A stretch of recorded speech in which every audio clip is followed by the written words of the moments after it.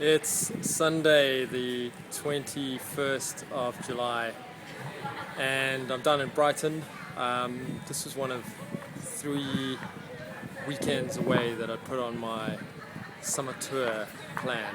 And this morning I woke up with a real crisis of confidence. I was like, what am I doing in this 4 bedroom dormitory here in Brighton? Like, what am I doing with my life? Where am I going? Why am I here?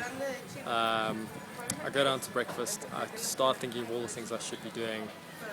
I start working, and then I'm like, no, I need to write fear infantry. I really, really need to write some fear infantry.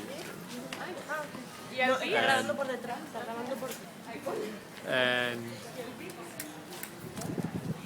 I write some fear infantry, and I check in with the team in London. And then next to me, I hear this voice, this like accent, and there's just this like a tingling aliveness in the voice. And I'm like, I'm just gonna meet this person. I'm going to.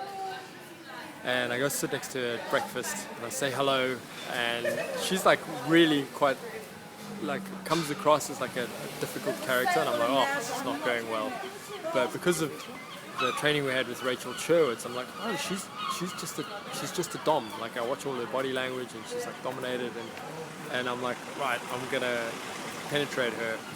And they're like, I keep being playful, I keep laughing with her, and then we have breakfast together, and this Californian dude talking to us about it. He's just like going off on all sorts of crazy things.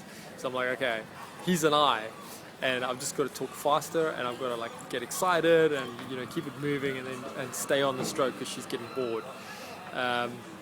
And then the next thing she's talking and she's going down, so I'm like going way down with her. I was sitting there, and at some point I say, do you want to make out with me? And she's like, what does that mean? And then she's just, hang on, I'm texting my friend and I'll come back to you. So she's like, well, what did you ask me?